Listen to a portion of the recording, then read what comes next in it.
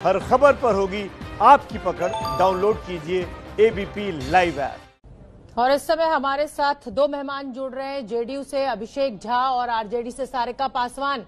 सारिका जी, ये क्या हो रहा है?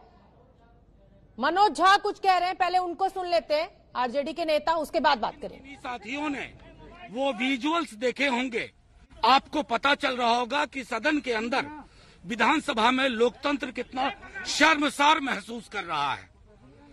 तर्क दिया जा रहा है पीठासीन प्रोटेम स्पीकर साहब से कि सदन की कार्यवाही में नेता बैठेंगे, मंत्री बैठेंगे जो कहीं सदस्य नहीं है, जो किसी भी सदन के अभी सदस्य नहीं है। आप सब उनके नाम जानते हैं, चाहे माननीय मंत्री अशोक चौधरी जी हों या मुकेश सहनी जी हों या स्वयं मुख्यमंत्री जी हों।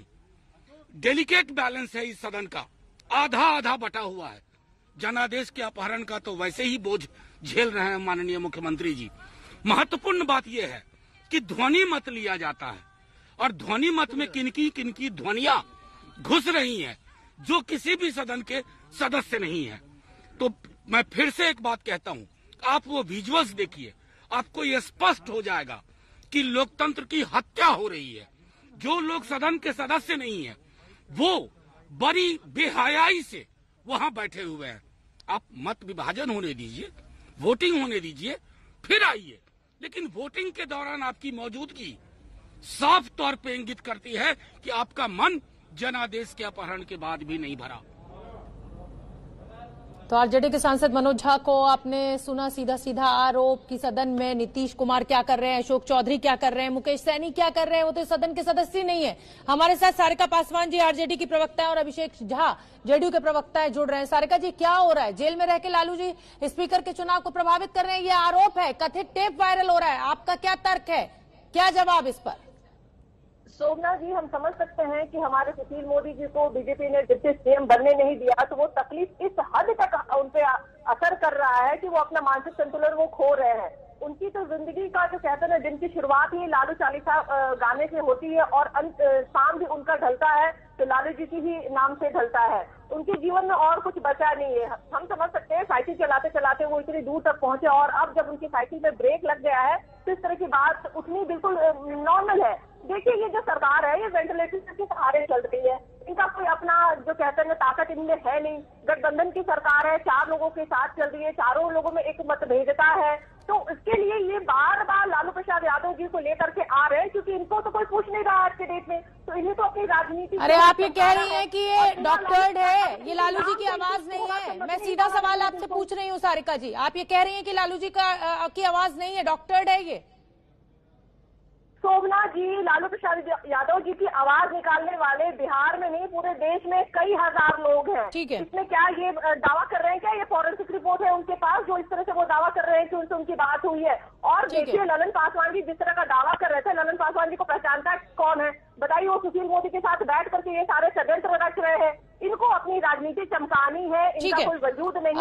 अभिषेक झा जी से जवाब ले लेने दीजिए सारिका जी। अभिषेक झा जी तो कह रही हैं कि लालू यादव की आवाज निकालने वाले ढेरों लोग मौजूद है, तो इनकार कर रही है लालू यादव की आवाज ही नहीं है, तो ये तो पूरा का पूरा आरोप ही खारिज कर रही है आरजेडी।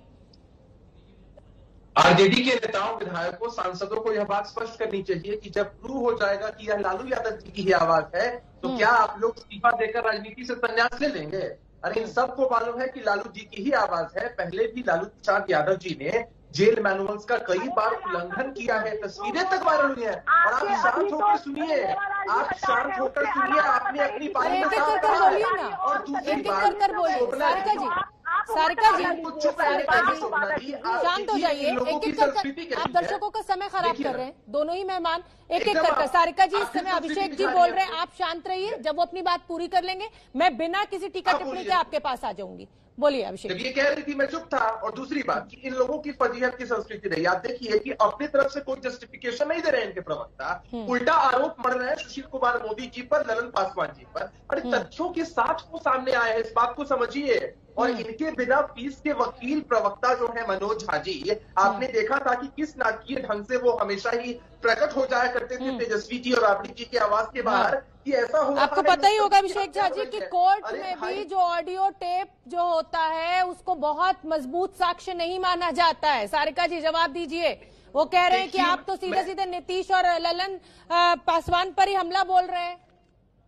आप अपना शोभना जी, justification वही दे मैं रहे बता रही हूँ कि जिस तरह की ये टेप इन्होंने रिलीज की है और जो आवाज ये लोगों को दिखा करके बताना चाह रहे हैं, सुना करके कि ये लालू प्रसाद यादव जी ने, तो वो कथित रूप से, देखिए आप भी मानते हैं इस बात को ना कि कोर्ट में उसको साक्ष्य को नहीं मानता है, बावजूद इसके ये जिस तरीके से बात का बतंगड़ बना रहे हैं, क्योंकि इनके पास और कोई अरे ये बात का बतंगड़ नहीं है, ये बहुत गंभीर है। बिल्कुल बात का ये बतंगड़ है, मसला कोई नहीं बहुत जानता है गंभीर है। ये नैतिकता से जुड़ा मसला है कि एक वो शख्स जो जेल में मौजूद है, एक तो वो फोन का इस्तेमाल कर रहा है, पहला कानून तो यही टूट रहा है, दूसरा स्पीकर का चुनाव आप उसको प्रभावित करने की कोशिश कर रहे हैं। ये मसला बहुत गंभीर है, ये मसला बहुत गंभीर है सारिका जी। कोई नहीं, बिल्कुल नहीं, हमारा ऐसा कोई इरादा नहीं है। हम चाहते हैं कि हम सच के साथ खड़े हैं और सच यही है शोभना जी कि ये फुर्सत के क्षण में इस तरह के चीजें लेकर के बाहर आ रहे हैं, क्योंकि ये मुद्दे से बिहार की जनता को भटकाना चाह रहे हैं। ठीक है, इनको कोई पूछ नहीं रहा है, तो ये ठीक है, बार-बार लालू प्रसाद यादव जी का नाम लेकर के अपनी राजनीतिक चेहरे को चमकाना चाह रहे हैं। अभिषेक झा जी, ये तो आप भी मानेंगे कि तेजस्वी यादव ने मुकाबला तो जम के किया है और कड़ी टक्कर आपको दी है, तो सारा का सारा क्रेडिट आप लालू यादव को तो दे नहीं सकते। तेजस्वी यादव एक मजबूत नेता बनकर उभरे, ऐसे में जो आरजेडी आपके ऊपर आरोप लगा रही है कि आप लालू यादव का ही नाम सुबह से लेकर और रात तक लेते रहते हैं, उस आरोप का क्या जवाब आपके पास? देखिए, सब लोग जानते हैं कि पूरे महागठबंधन की डोर वहां रांची के होटवार जेल से ही चलती थी और लालू जी ही चलाते थे। अभी भी आप उनकी शब्दावली सुन लीजिए कि हम तुमको मंत्री बना देंगे, जैसे वही मुख्यमंत्री बनने वाले थे। आपने झारखंड की सरकार को भी कटघरे में ले लिया। अगर लालू यादव जेल से पूरी सत्ता चला रहे थे और पूरा सब तंत्र संभाल रहे थे, यानी झारखंड सरकार भी बेकार, रांची का जेल प्रशासन भी बेकार। शोभना जी, मैं एक बात इस पे कहना चाहता हूं कि झारखंड में महागठबंधन की सरकार रोजगार का झूठा सब्सबाग दिखाकर सरकार में तो आ गई, लेकिन वहां युवाओं को रोजगार नहीं मिला। फैसिलिटी बढ़ गई लालू जी की, डायरेक्टर का बंगला मिल गया और जेल मैनुअल्स की धज्जियां उड़ाने लगे। तो सुप्रीम कोर्ट जाइए ना, तेजस्वी यादव जी की बिहार में ट्रांसफर करवा लीजिए, सुप्रीम कोर्ट जाइए ना। क्यों, किसने इनकार किया है? अगर रांची में जेल मैनुअल्स की धज्जियां उड़ रही है तो आपको किसने रोका है? चलिए, बहुत बहुत धन्यवाद। मेरे पास इतना ही समय है, बहुत बहुत धन्यवाद आप दोनों ही मेहमानों का।